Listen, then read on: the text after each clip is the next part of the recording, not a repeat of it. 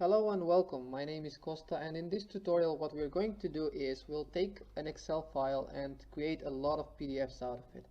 I already have a file that we can use for this purpose. So it's a file called data, and in that file I have two tabs that we're going to use. The first one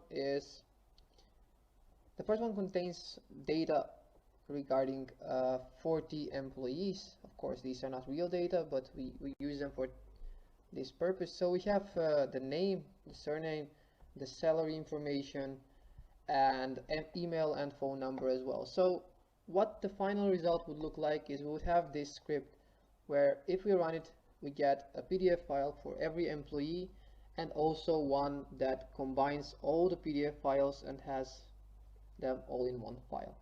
So this would be the final result.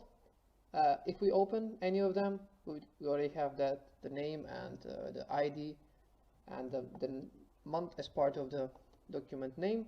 So this is how it would look like at the end.